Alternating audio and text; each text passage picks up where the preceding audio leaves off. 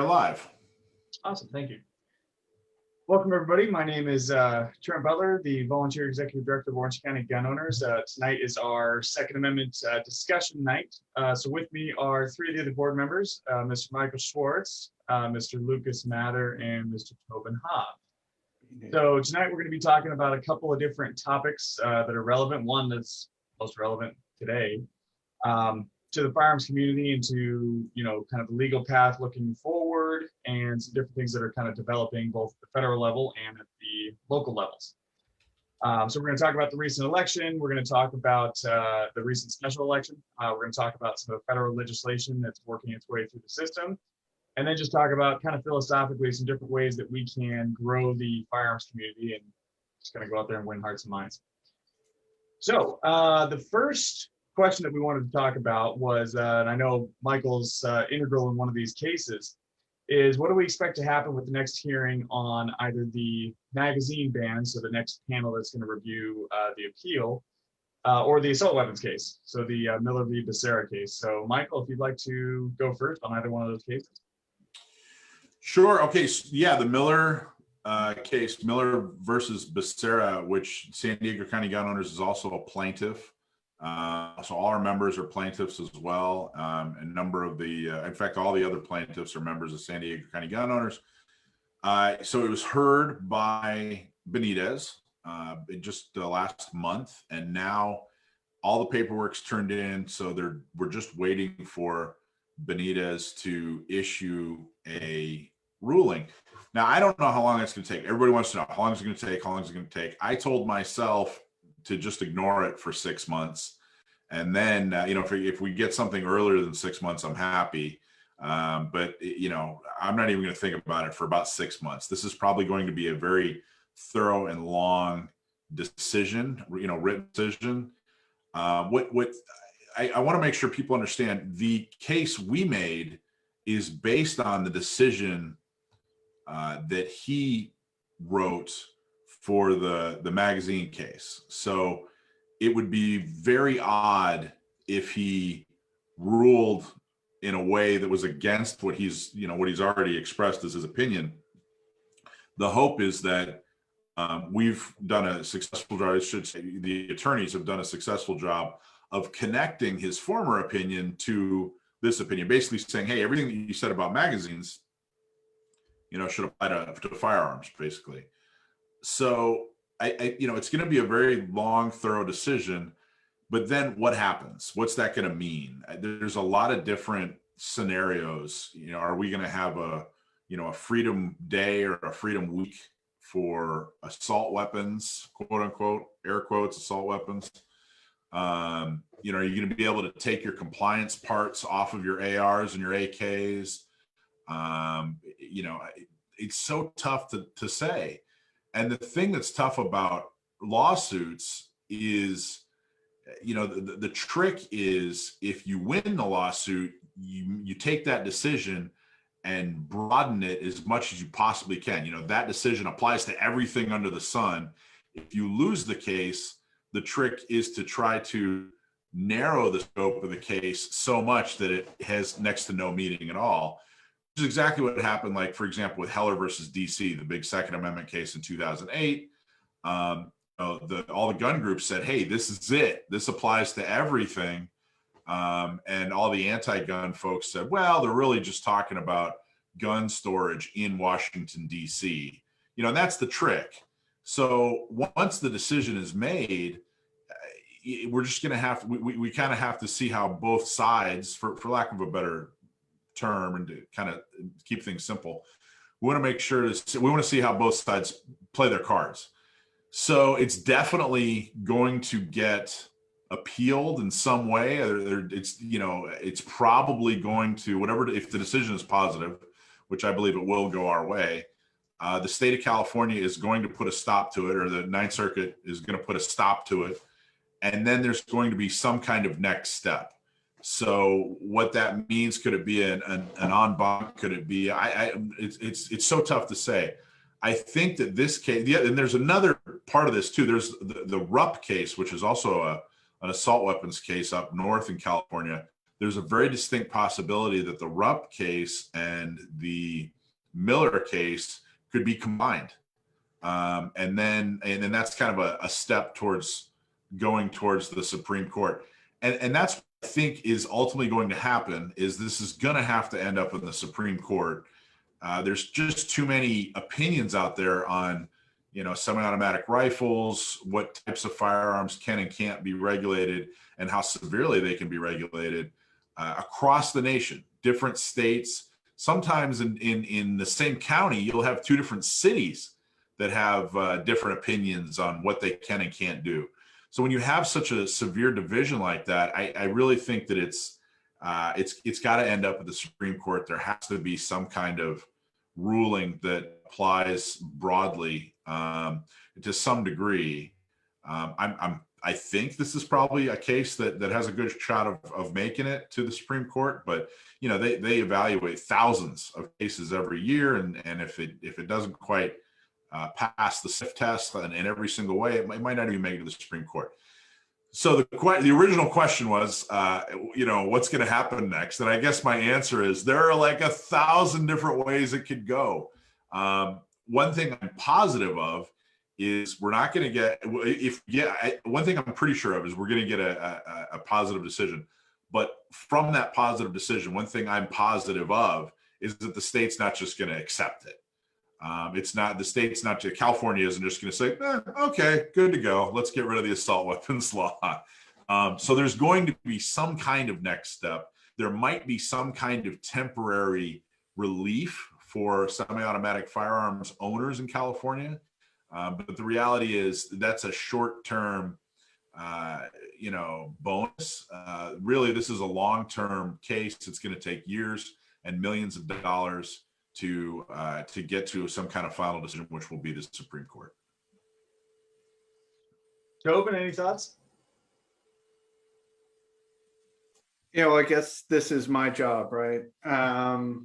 So to me, I agree with all the procedural stuff. One thing I would note just quickly is these things happen because of this particular argument. So like it ties back to the most legal question last time that, okay, Second Amendment says shall not be infringed, which means, okay, some regulations, okay, other regulations is an infringement. So if you do the non-infringing regulation, you're okay.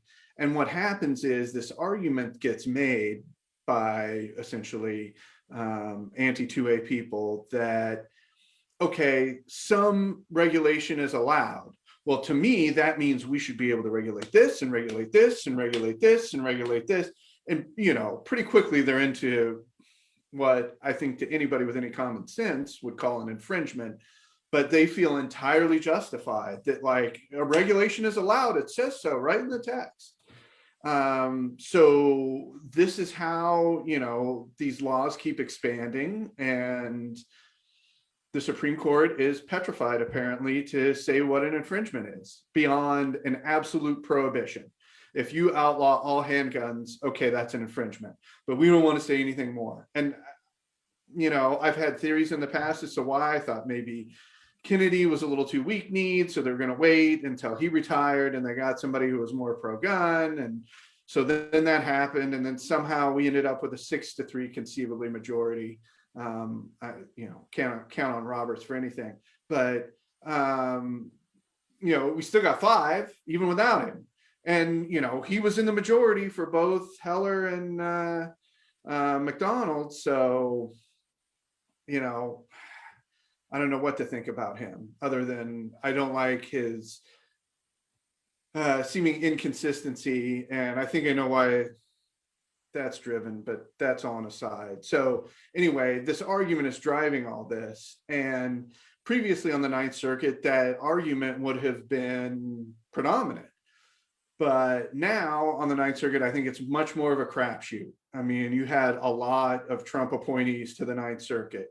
So what would have been a slam dunk for the state of California in an appeal to the Ninth Circuit isn't that anymore. It's a bit more of a crapshoot. So what happens with the magazine ban? Well, I don't know. Here's what I do think and how it relates to Miller. And that Benitez is going to sit on his decision until he sees what happens with the magazine ban at the Ninth Circuit. And he's going to use their language against them, in his opinion. So just like the attorneys who filed Miller took Benitez's previous decision, used that as a model to make their arguments, I think he's going to run that same game where he looks at what the Ninth Circuit says and he uses that as a model to offer up his opinion to bolster that opinion against an appeal. Give a pro 2A side the best chance possible in an appeal.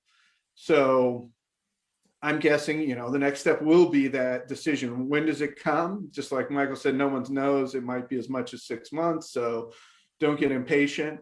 But I do think it'll be on the longer side because he's going to sit and wait till the Ninth Circuit says something after the en banc rehearing for the magazine ban. And then I think he'll use that, incorporate lessons learned into his decision. And that's obviously a good thing. Now, how that plays out beyond that, who knows? I do think eventually someday we'll get a gun case in the Supreme Court. Just maybe we'll need a 8-1 majority or something before that happens. Yeah, could be. Very insightful. Lucas, your thoughts? I don't have any thoughts about anything. I don't think about anything. I just exist. No, well, how do you improve on what's been said already? I guess I'll just take a political tack on this and say that it's very frustrating where we're at because we have a district court judge that gets it, thank God. And we have a Supreme Court that probably gets it, thank God. But in the middle, sandwiched right in between there, is the Ninth Circuit. And that throws everything off. So there's also federal legislation now in Congress for a federal magazine ban. So we'll see what happens with that. We have to play the long game on this. And we have to make sure that people have a sense of agency, that they can do something. So this is not just all up in Benitez's lap. It's not just all up in the Supreme Court lap. I mean, certain parts are, and thank God, but that's never where it stops. So the question for us, I think, as a local group is what can we do and what can we inspire people across the nation to do? Now it's going to be a national problem here, to organize and culturally bolster our position. And that's it's a moving target in some ways, but I have some ideas on that, and we can get into that if you guys want to. We might have too much on our docket for today to get too much into the weeds on that, but we can do that later if you want. Well, that's actually the kind of a perfect lead in into the next question, so you can launch right into it. So the next one we were going to talk about was kind of what, each of us has different reach, each of us has different network, but what do each of us think the most effective ways to expand the firearm community and to kind of push back on the denigration of firearm ownership and firearms that we've experienced, especially here in California over the last 20 years. So Lucas, what are your thoughts on that? I'm going to just start with education. Two prongs of that. One prong is what you guys do, Trent, folks like you who are instructing people on firearm safety and handling and all that stuff. That's expanding people into those kind of categories and classes. That's absolutely paramount. Of course, it's imperative to expand the gun ownership pool for those who would benefit from firearms ownership. On the second prong, I would say is to help the 2A community sharpen their rhetoric and their persuasive skills as it pertains to this topic and all the little topics that fall underneath it. So magazine ban, assault weapon ban, all those little things that fall underneath it. Concealed carry, shall versus may issue, all that. And I think if we can grow to the point where we treat that just as seriously as we treat firearm safety instruction, then we're on the right path. And there's probably other stuff too. Those are just two things I thought off the top of my head, toward educating people about firearms. That's the thing right there, because a lot of this is based in ignorance. Because you can't tell me that Feinstein knows what she's talking about. I mean, no one really believes that she knows what she's talking about, these folks that are introducing this legislation. So those are my thoughts. What do you guys think? Awesome. Tobin? So for me, essentially it's the same thing.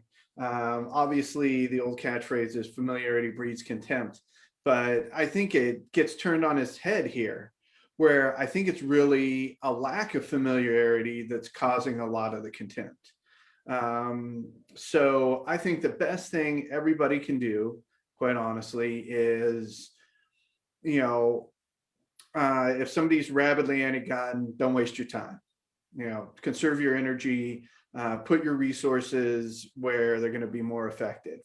If you have acquaintances, friends who are in the camp of, hey, I grew up in urbanized Orange County, my family didn't really own firearms. I didn't do, any shooting, whether it be training or just, somewhat recreational growing up. And they just have a complete lack of familiarity. I think the best thing you can do is provide them with some familiarity, take them shooting and show them, this is the thing, here it is, obviously there's no requirement for you to go buy a gun, but this is, a recreational activity that has benefits beyond the simple recreation, because, clearly it's tied with self-defense. If they want to go down that road, effective self-defense is with a firearm in 2021. You can argue it up and down, but if you want effective self-defense, it's going to be with a firearm, because more likely than not, somebody is going to come at you with some kind of weapon, and if not a firearm, then a knife, a baseball bat, something that is certainly deadly. And who's going to tell me with a straight face that there are some crazies? But so there are people, but who with any common sense is going to tell me with a straight face that, your life just isn't worth defending, and if they have a knife, you shouldn't have a gun? Like, what? So I think it's the familiarity. That's the absolute best thing you can actually do, is provide somebody with a familiarity with you who's, an acquaintance or a friend, somebody who's trusted, make it a great experience. And quite honestly, people who walk away from a great experience are far less likely to have a negative attitude about something. Yeah, absolutely. Michael, and if I could prime the pump a little bit, I know you've got you've done a lot of work in seminars on explaining, effective arguments and emotional arguments based on, equality and things like that. Any thoughts on this? Yeah, I think Tobin, I totally agree with the what Tobin was saying about going after low-hanging fruit, basically. There's a lot of, if you're anti-gun, or if you're horribly anti-gun, don't spend the hour, weeks, months, whatever it takes trying to convert that person, when you could be out there organizing people who do agree with you, because there's so many pro-Second Amendment people, so many passionate pro-Second Amendment people out there who need to be organized and need to be directed towards effective activities and activism arguing with somebody or debating with somebody or trying to convince somebody that they should change their mind is, I'm not saying it's bad. I'm just saying it's an ineffective use of your time. If you have the choice, over the course of a month to try to convince somebody to be pro-gun or to organize 10 people who are already pro-gun, organizing 10 people who are already pro-gun, I believe, is a far more effective activity.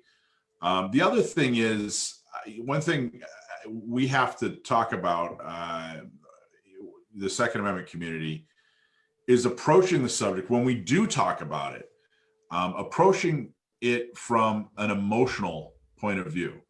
The statistics are all on our side, and you can show graphs and statistics and, use logic all day long. But what really gets people motivated is the emotion behind it. So when you talk about the Second Amendment, rather than talking about, hey, it's in the Constitution, therefore I should be able to do it, that's not motivating to someone who doesn't really care about the Constitution. That might be something that motivates you, because you care about the Constitution, but would you rather be right or would you rather be effective? And if you want to be effective, you have to paint a picture that others can relate to and are motivated by. So, for example, I don't own firearms, or I don't advocate for firearms ownership because it's in the Constitution. I do it because I want people to be safe and be able to protect themselves. I care about single moms who are trying to defend their self and their dignity and their family. That's why I think it's important. That's why firearms ownership is important. I care about people who are, vulnerable, people that can't defend themselves hand to hand, or, live in fear because of the neighborhood they live in, that sort of thing. I care about those people, and that's why I want to make sure that they can own the most effective self-defense tool that's ever been invented, period, bar none. And I think when you talk about that, when people relay that message that, hey guys, this is an important emotional subject. It's not just a hobby. It's not me trying to be cool or bad or tough. And it's not just because I have this loyalty to the Constitution. It's because I care about people. It's because this is a real solution to a horrible problem. It's because we live in this small sliver of human history, just a couple hundred years old. Human history is 10,000 years old, and we just happen to be blessed to live in this 200-year sliver of human history, where you can effectively defend yourself, and that's an important thing. That's something that should that you should feel in your chest and a little lump in your throat when you talk about the fact that, hey, women and the LGBT community and minorities, and they have more freedom, rights, and equality than ever before in that same 200-year history, when we have the most effective tool to defend yourself. That's not a coincidence. That's cause and effect. So if we talk about it more emotionally, I think it's actually scientifically proven that more people can relate to that message than simply throwing up statistics. So when you are talking to somebody, or when you are crafting a message, or when you are at the water cooler, when you're trying to motivate people and talk about it, think to yourself, do you want to be right? Do you want to be statistically right? Or do you want to be effective? We can be both, but I think that the emotions of the Second Amendment, that's the future. That's what's going to lead us to the future. It's no longer a tradition and hunting and passed down from generation. That's not the Second Amendment anymore. That was the Second Amendment of the 80s. We're 2021. The Second Amendment of 2021 is equality and protection And I think that's what's gonna, at least for the foreseeable future, that's the message that needs to be spread. Awesome. Yeah, it's huge. I mean, I think we know that our rights are under assault from all sides, and I think different kinds of arguments are going to prove to be effective for different people. I mean, yeah, we can teach firearm safety and stuff like that, but people already coming, sitting in a classroom, they already want to learn all that. That's easy, going out there and changing the language and changing the rhetoric and using, defining the terms and reframing the argument with appropriate terms, I think is a big part of it. Lucas, did you have something else? Yeah, I just wanted to rejoin there. I'm going to predict what's going to happen here is that as I teach this for a living, and what's going to happen is the other side is entirely driven by emotion. So you're going to have emotion versus emotion. What wins? And this is especially important for people that haven't made up their mind. Kids, for example. Adults that don't trust the police. I've taught in LA for a long time, and I probably 90% of my students don't trust the police. This is a unique time. This has always been about public safety versus individual rights. Legally, that's how it's put. Politically, that's how that's put.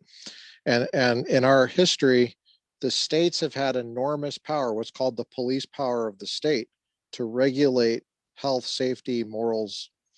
And so that's been gradually, there's been a move to federalize that. That's what you're seeing with the assault weapon ban at the federal level. So to push back on that, I mean, you've seen the virus restrictions. That's all the police power of the state. They have enormous power. And when there's a perceived public safety threat, that reservoir of power goes full bore against individual rights. And you have to be able to articulate a coherent, persuasive reason. So we need to be able to train the people that we're organizing how to do that. Because otherwise you have just pure emotion. And that's not going to be sustainable going forward. That's my 2 cents. Awesome. Appreciate it. It is, and that's good. Let me at the beginning when you said emotion versus emotion, which one's going to win? I totally agree with that. I just think there's a lot of room to tweak it a little bit so that we're not trying to win an argument. We're trying to influence and lead someone in a new direction. And I don't think you can't give up on graphs and pie charts and statistics, but I think we rely too much on them right now. Yeah, I never use statistics. I never use that. 100% of the time you don't use statistics? I never do. I'm not interested in it. I don't keep up with it. I know some people do. I used to be into it a long time ago, but it's too empirical, and empirical requires special training, and it requires attention to that kind of stuff. I'm not saying it's irrelevant, but I'm saying I think what you were saying, which the kernel of what I agree with what you were saying is, because you were being persuasive, I thought. And when learning how to persuade using rhetoric and argumentation, logic, stuff like that, is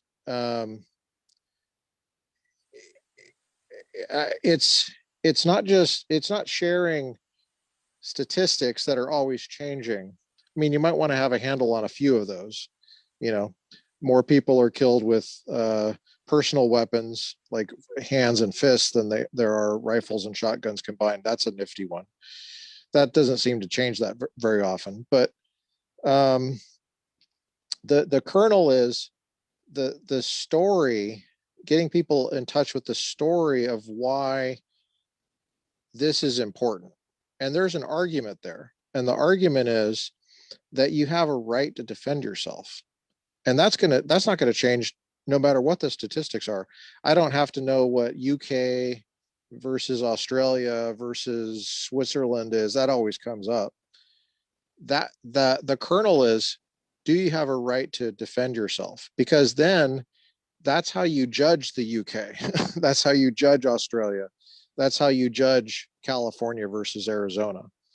It's about right and wrong. And where I go is the criminalization of innocent conduct. I think that's the kernel. That's the issue. Do you trust a government program? See, the universal background check bill, I believe, passed the House today. That's what that's all about. We want a government program to insert its nose in there, like one of these Dr. Seuss animals, looking in there at every transaction, including where it's a father transferring something to his son, or something, a grandfather or an uncle transferring something to his nephew that he went hunting with. So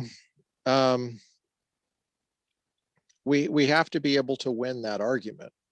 And I'll give you an example of a major book that just was published recently called God, Guns, in America, which I'm going to be talking about more and more. I think we should do a segment on that in this one, where he teaches in Kentucky, and he's all for all this stuff that's going federal, and he's wrapping it in religious language and in the language of the Bible and stuff like that. And you have to be able to answer those questions. They're not really statistical questions. It's an issue of, do you trust the government versus the individual to make the choice to defend themselves? So that's kind of the basic framework I would go on. I do agree with what Michael said about people don't necessarily agree with the Constitution. So, I mean, if they don't have a reverence for the Constitution, which a lot of people don't, that's, you could quote that all day long and they don't care what it says. They don't care about the exact language. Sometimes we treat it like a Bible verse or something like that. And, like, this is like the gotcha, look at how it's phrased. But a lot of people don't care about that. So you have to get to the point of it's us versus the government. It's us versus government programs in terms of individual rights versus the police power of the state. And connecting it with more knowledge about firearms is crucial too. Because I can go into, like I was today, I was at Orange Coast Auctions mulling around, and I pulled off a 1929 rifle off the thing, and turned out it was a takedown rifle, and I was fidgeting with it. I figured it out. The reason I know how to figure it out is because I just have an intuitive grasp of firearms. But I saw people there that you could tell they were brand new to firearms, and they were too afraid to even touch anything. And getting people to where they have confidence how to handle things safely and stuff, that's part of the issue. But I'm looking at the persuasive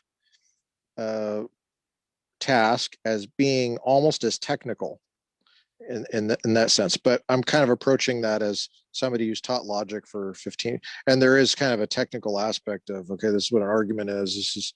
This is what's happening here. This is a fallacy. There's a certain number of fallacies, or like 20 or 30 of them. They have names. You can figure out how to avoid them or call them out. And there's progress. You can move the ball down the field on this.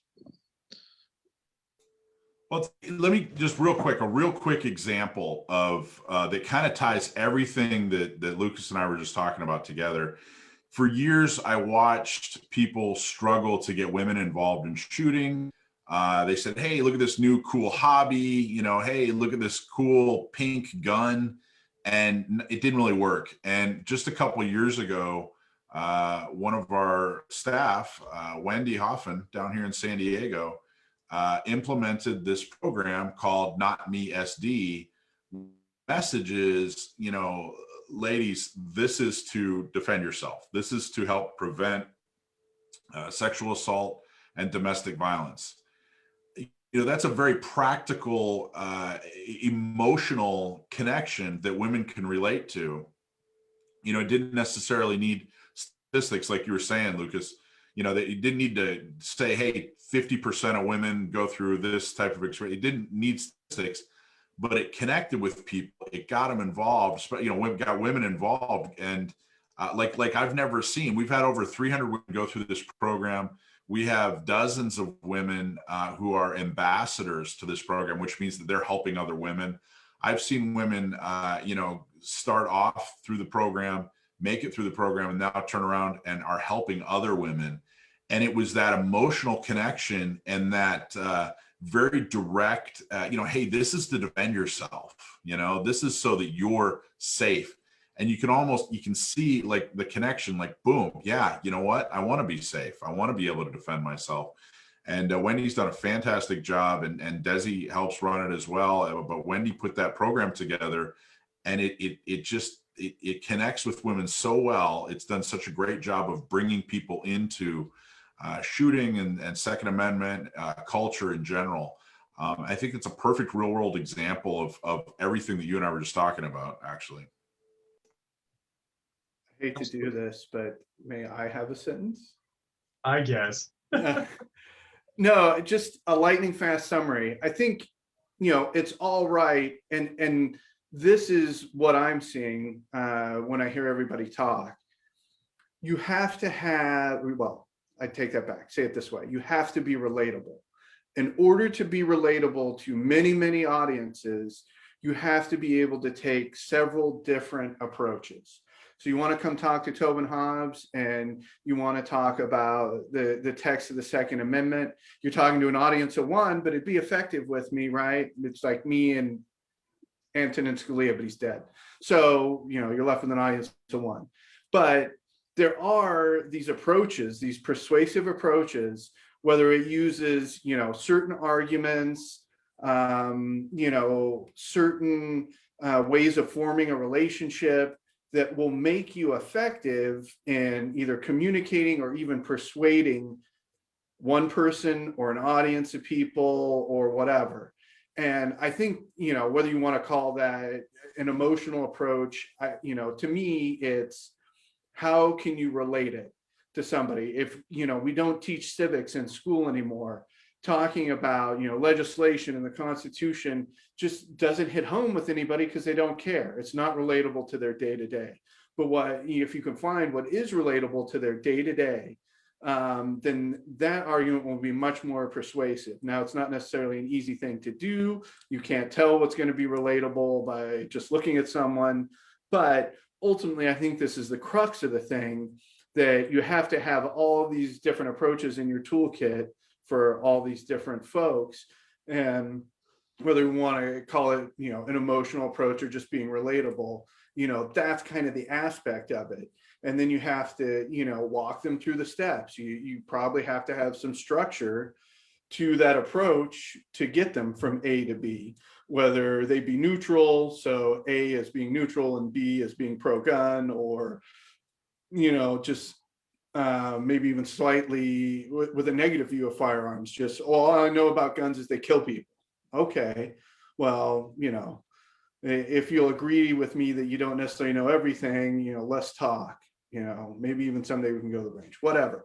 But anyway, that's what I see, that it's kind of both these things and both these aspects of, being relatable and being able to form good arguments once, you have your end, are both very important. I mean, it's a people thing. It's people who vote. It's, unfortunately, not just judges. So I guess it's not so unfortunate, but they might be easier to persuade with purely logical arguments, right? You can be a jerk and maybe still win, but you can't get away with that when you're trying to be relatable. So it's more than a sentence, but I promise to shut up now. I think the most effective instructors, mentors, leaders, teachers, you're adaptable. You have to be. You have to have a bunch of different tools in the toolbox so that no matter what happens, you've got something that's going to work, some way that you're going to be able to connect with somebody or help them understand what you're trying to teach them, whatever it is. Lucas, I know we've talked in the past that you've taught the same classes, sometimes year to year, but you haven't taught them the same way, because the Yeah. audience is a little bit different. And so all these factors, we can't approach any of our interactions with, okay, this is my script, this is what I do, this is what I say. That may be a launching point, Yeah. but you're going to get curveballs and you're going to get questions that maybe you weren't prepared for or whatever it is. Sure. And so we have to be able to adapt. Yeah, and the political environment is such that people are paying attention to appearances. Mhm. And that's very important for people. Sometimes people make up their minds just purely based on that. That's not the right way to do it, but there is kind of a point to it. What Michael was saying about the women, for example. Um, you know, I think another thing is not just having tools in the toolbox, that's really important, but also expanding the type of people that we have in our community that can relate to different kinds of people. So, I mean, if we all go to the gun shows and we see the type of people that are there, there's actually quite a diverse group there. Now, you can't just go around and take pictures because we just happen to be the kind of group, 2A people, no matter what you look like. We're a little bit sensitive about that, people taking pictures of us and stuff like that. But I think that's key, expanding the type of people that we have available for that. So that's what I wanted to say about that. I think that's crucial. I happen to look around and I wonder, how do we do that? How do we get more people confident? Because I don't think it's really when people say pro gun, I always kind of wince at that because I don't experience the other side as being anti-gun. I experience the other side as being not confident. That's how I experience them, because they will call the police and they know full well the police will come with guns. It's because they're more confident in the police to handle something than they are themselves. So it's about expanding that confidence. Am I the kind of person that really can use this to do that? Can I grow into that person? Am I interested in doing that? Is it possible? Is it realistic? Am I a bad person if I want to do that? There's this like inner dialogue that people have. And someone who maybe looks like that person, whether it's a woman or a minority, can kind of help, I think, bridge that gap and say, yeah, you can get to that point. If you're interested, you can grow to that competency where you don't have to rely on the police. You don't have to rely on a government program working or not working. You can learn this. You can learn how to be intuitive and fiddle with something and figure it out safely. There's ways to do it. We've figured it out as a community, as a Second Amendment community. We have snap caps. We have fake ammo that you can practice with at home. We have laser stuff. We have the stuff is there. We have safes. We have gun cabinets. The technology is there. You can figure it out. There's tons of classes. So just growing people in confidence, because I actually think that probably most Americans, and I mean by most is like 90%, are not really anti-gun. That argument has been won. Guns are the ones that are going to save you. The question is, who is it that has the gun? That's the question. Yeah, very, very insightful. So I think we've covered just about every single base on that one. I think that's probably one of our better discussions. I like it. Not that we've ever had a bad one. The last question that's going to be kind of contentious. So whenever we endorse politicians, we or political candidates and things like that, whoever we endorse, we tend to get emails or phone calls or whatever asking, well, why did you endorse this person over this person, and things like that, which is totally understandable. You know, we're an endorsing organization, so we're prepared to have those kinds of conversations. This last election that just wrapped up, there has been a lot of talk about, you know, when people entered the races and when, you know, why everybody couldn't unify and things like that, why we have to keep learning these same lessons over and over again about splitting votes and things like that. But I guess the question is how do we make the decision between electability and, you know, principles? Where do we kind of divide up that line? Because we can look at campaign finance, we can look at a lot of different factors that I'm sure you guys are going to talk about, but ultimately it comes down, especially for an organization like us that is single issue, you know, how do we make that call? So, Michael, you want to go first? Yeah, so specifically, you guys, Orange County gun owners, just endorsed Muldoon over Morlock, and congratulations. I mean, standing ovation. You know, I think there are a lot of establishment Republicans across Orange County who think that you should have just backed the horse that they thought had the best chance of winning. Who, by the way, even if which was Morlock, even if you add all of Muldoon's votes to Morlock's, I still don't think he would have won. I didn't see the final tally, but the close to final tally, it didn't look like that was happening. But here's the deal. You know, people think it's simple as, well, if the person won't ban guns, if they won't vote for an outright ban on all of guns, then we should support them. That's not the reality anymore. The reality is we need somebody who philosophically believes in the Second Amendment and gun ownership, and everything that comes along with that, but also the backbone to stand up for it and the passion to prioritize it. Now, we don't think that you know, every politician should do nothing but Second Amendment stuff, but there has to be some kind of priority there. I mean, it's harder to be a gun owner in California than it is to be about anything else, a homeowner, a car owner, you know, you name the issue. And it's harder to be a gun owner in California than just a taxpayer, than just about anything else. So at this point, unapologetically picking the candidate who, you know, Kevin Muldoon's viable. He's a very viable candidate. He can, you know, raise money. He knows how to run a campaign.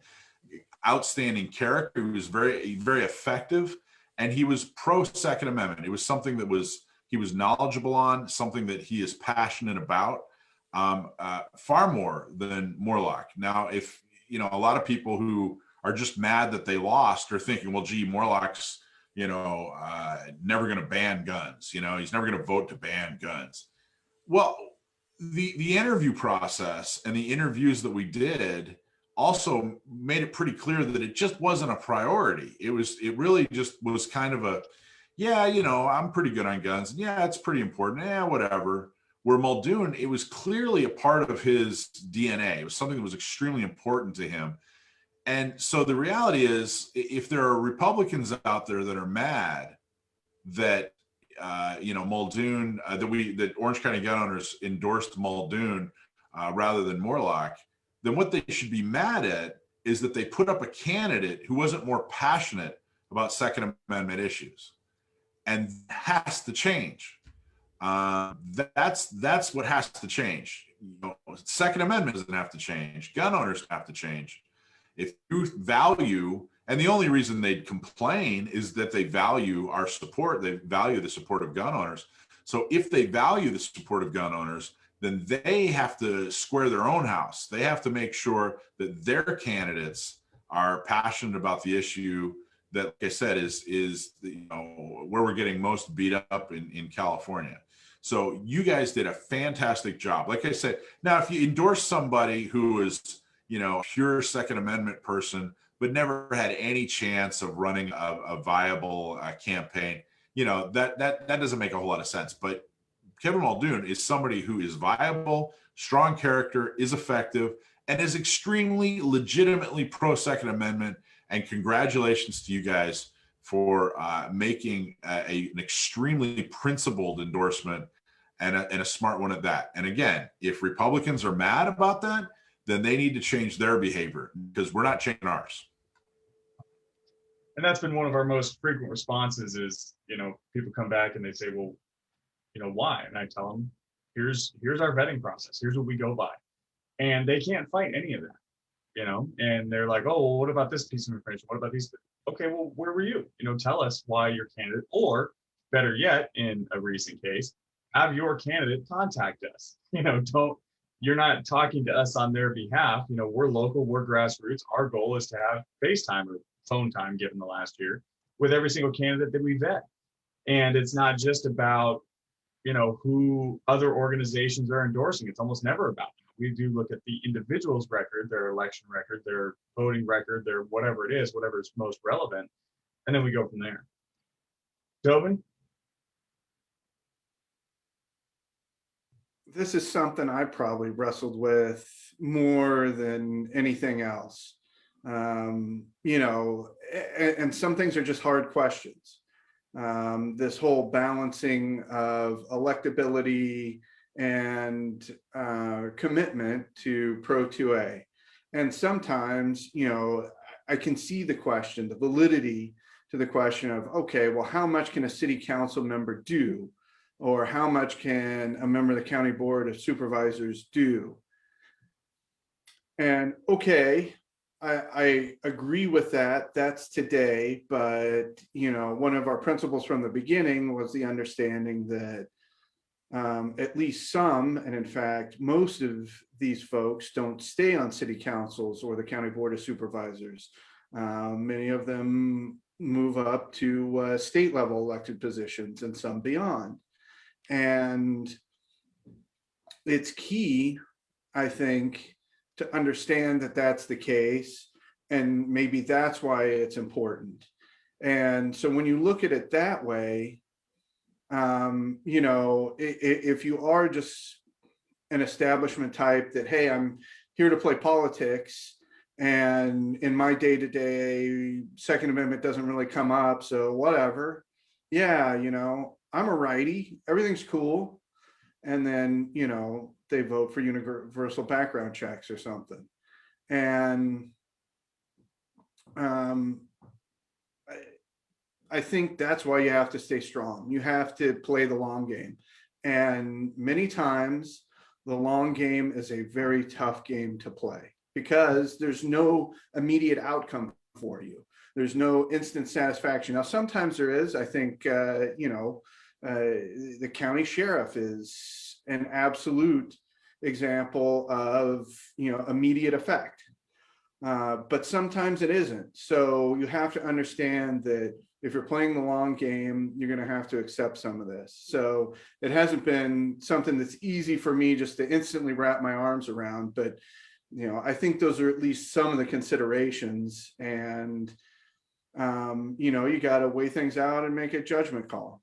And, we may not always agree, but I certainly think there's a lot of validity to what Michael says. In this case, the establishment guy lost. And so if somebody comes to me, oh, well, but he's the electable guy. He is, he lost. How electable is he? He lost. So, where does your argument go when that's the case? Right. So, like I said, not easy, but I do think, things tip toward playing that long game, playing to somebody who's committed to the Second Amendment over, the local establishment guy. Hey, everybody knows his name. Yeah. And I think it's not just, you're absolutely correct. It is a long game about where these guys are going to go once they take office and things like that. But it's also kind of a broader perspective. A lot of local organizations, they are just looking locally because we are looking at where are these guys going to go from here. That also means that for us, that city council position, that county supervisor position isn't the end game. We've seen people jump from the local level up to the state level without really having a whole lot of experience. And so it's, like you said, I've heard from about 3 or 4 groups now, just in the last 2 days, who've said things like, well, if you total up all the Republican votes, then, more like would have been elected. And I said, yeah, but that's kind of a simplistic view, because there were people that went out and voted for Muldoon and for Michael Beau who otherwise had no interest in voting for a candidate. They were motivated by those people. So, yeah, he lost. That's not just the result of tallying up the vote numbers across the side with people with R's behind their name.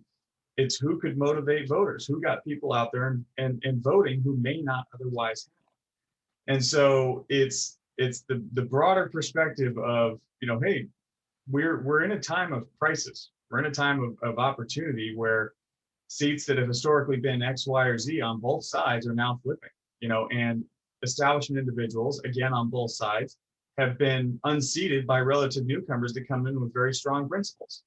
Alexandria Ocasio-Cortez, perfect example. So to sit there and say, oh, we just have to keep the status quo, you're right. Both of you guys are right. Sometimes the status quo is just not good enough. Lucas? Not sure I have much more to add. I think that what Tobin said about some things are just hard. And this is one of those things, I think, that I don't think there's an easy answer to it. Each election is going to be different. You're going to have the same problem, though. The same problem is electability versus someone who gets it, and it might be that the apparatus that's behind the person that can win, or that's a party apparatus like the Republican or the Democrat, if we ever get there, they just might not be up to speed on how important an issue this is, like what Michael was saying. And so continued pounding on that, where we get the message to the apparatus behind these candidates that this is a major issue. This is not a side issue. This is a major issue because we're looking at the long game. These folks have a career ahead of them in many cases, where they go and they serve in larger legislatures that make police power of the state decisions that affect everybody's lives. And hopefully we can crack the Democratic Party at some point. I think that would be the premier example of success in this, is where Democrats and Republicans are competing to get the Second Amendment vote. That's the long game. And if we can do that, but how do we get there? Here, Lucas, you're exactly right. I'm already seeing a little, I've seen it. It's not as widespread as I want it to be, but you nailed it. You're absolutely right. Yeah. So, two final announcements, organization announcements before we call it a night. So number one, anybody who's watching, our auction is now live. It's went out on the email. The links are on the homepage. We have links on our Facebook page. So our auction fundraiser for the year that we've talked about at the meeting last month is now live, ready to go. We're going to close it on the 26th. So not this next Friday, but the following, right? Did the math right? Yep. So you can vote, or you can vote. You can bid until then. We're going to keep adding items over the next week or so, continuing to add different firearms, different ammunition. We're still having donations come in from gun stores and ranges and things like that. And what we're trying to do is build up the war chest for the next election. That's the whole point. So we're going to have hunting trips, vacations, firearms, ammunition, additional stuff continually added over the next few days. So check back frequently. You'll see more and more items. The last thing is the gun show. So for those who didn't see our announcements, the Costa Mesa Gun Show is back on for the end of this month. So March 26th, 27th, and 28th. So we have a volunteer link up on our page for any of you who want to come on out, work the table and things like that. I don't know what the parking situation is going to be. Masks are going to be required at the event. So that's what Crossroads of the West, that was their workaround with Costa Mesa, was they said, well, we will enforce mask wearing and things like that. So that's where we're at. So reach out to us if you have any questions about the event, or if you'd like to volunteer. You can go to our homepage, orangecountygunowners.com. Under volunteer, there will be slots to sign up for that event. So yeah, looking forward to seeing everybody in person and being able to have a presence at the gun show again. It's something we've dearly missed. We've had to go to other places like, Riverside and San Bernardino, and they have their own county gun owners chapters. So we don't want to be walking on people's toes and stuff like that. So yeah, thank you guys, all three of you guys, for being here. I think it was a great discussion, and for any of you guys watching this now or after the fact, thank you for taking the time to watch this discussion. We hope we found some useful tools in it, and we're going to keep having these every month. That's all I got. Have a great night. Have a good night. Awesome job, guys. Seeing you guys. Good seeing you.